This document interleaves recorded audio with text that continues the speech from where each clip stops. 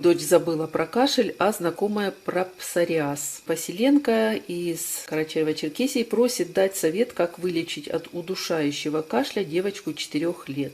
Я знаю очень хороший рецепт, думаю, он поможет многим читателям. Этот рецепт действительно великолепен, и он действительно помог очень-очень многим. Прошло уже почти 20 лет этой бумажки, и это ксерокопия. Видите, тогда на работе мы действительно многим отксерили этот рецепт, и он пользовался очень большим успехом. Этот рецепт помогал практически всем, причем даже от застарелого, лающего и удушающего какого угодно кашля. И я буду рада, если он кому-то тоже поможет. Я вскипятила молоко и наливаю в стакан.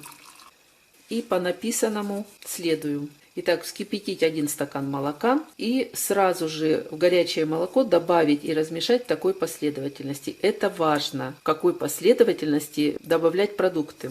Так написано. 1 столовую ложку сливочного масла, 1 столовую ложку меда, питьевую соду на кончике ножа или ложки, как я вот делаю. Все это размешиваем. Далее нужно взять сырой желток 1 яйца. Сначала его перемешать и влить сюда. Продолжать перемешивать. И последний ингредиент — это йод 5%.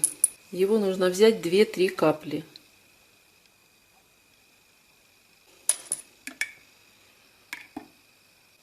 И коктейль готов. Он получается очень приятный на вкус. Детям пить по полстакана 3 раза в день в теплом виде, а взрослым по стакану. И пить до тех пор, пока кашель не уйдет. Кому-то, может быть, и 2 дней достаточно будет, а кому-то и побольше. Если кашель застарелый, то, естественно, дольше придется полечиться. Будьте здоровы, до новых встреч!